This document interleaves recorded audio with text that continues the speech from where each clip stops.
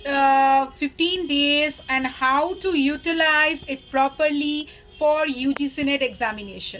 तो हाँ बच्चों, अभी तो नोटिफिकेशन भी आ गया है। मुझे अभी भी याद है जब मैं स्टूडेंट थी और मेरे दोस्त लोग कुछ बोलते थे कि अरे यार रूटीन आ जाए तो एक मोटिवेशन ही आ जाती है कि अभी हमको पढ़ना ही है। तो यही बात है यही भी कि यूजीसी नेट की नोटिफिकेशन आ चुकी है। अब 10 दिन को कैसे यूटिलाइज करें। कुछ हम बच्चे हैं जो ऑब्वियसली अच्छे से पढ़ रहे हैं पूरा पूरा नोट, तो अभी भी टाइम है। अगर आप बोलते हो कि मैम हम लोग अभी अच्छे से पढ़ाई शुरू कर रहे हैं तो कैसे करें, तो ये भी अच्छा एक समय है, आप अच्छे से कर सकते हो। लेकिन कैसे कर सकते हो, आप पूरा पेपर 1 तो सबका ही कॉमन होगा।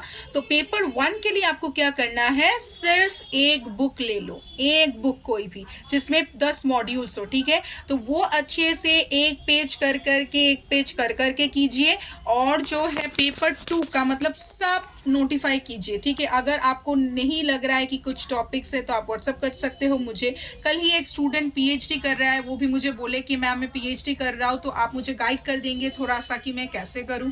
तो पेपर 1 जो है वो मैं बोलूँगी टॉपिक वाइज सब कीजिए तो आपको आ जाएगा। उतना भी टफ नहीं है, बहुत ही ईजी क्वेश्चंस आते हैं, कुछ टाइप से आते हैं, तो दैट इज़ वेरी ईजी।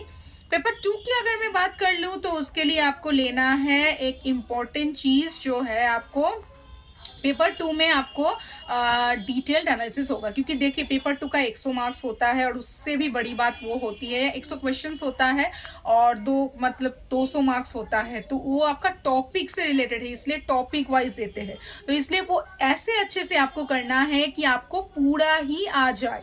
मतलब कोई भी ऐसे तो डायरेक्ट क्वेश्चंस नहीं देते हैं, समझ ही रहे हैं, वो पीएचडी के लिए है। और अगर जेआरएफ पाना है तो एक टॉपिक को पकड़िए, उसका पूरा एनालिसिस करके समझिए, मतलब ऐसे ही इजीली मत छोड़ दीजिए, ठीक है।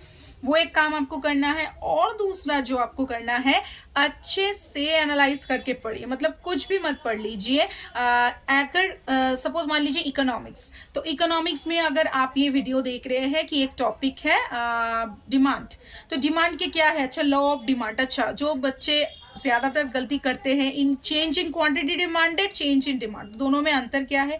एक है जब खुद का प्राइस चेंज होता है तब होता है, और एक है जब कोई दूसरे प्रोडक्ट का चेंज होता है तो तब होता है। तो जब आप चेंज इन डिमांड कर रहे हैं क्योंकि एक का प्रोडक्ट चेंज हो रहा है तो एक होता है, और अगर आप एक कर रहे हैं कि जिसमें उसका प्राइस ही चेंज हो रहा है, तो ऐसे अच्छे से मैं जैसे समझा रही हूँ ना, खुद समझा के कीजिए। तो कैसे करें मैम, लिख के कीजिए, खुद समझाने की कोशिश कीजिए तो अच्छे से होगा, ठीक है।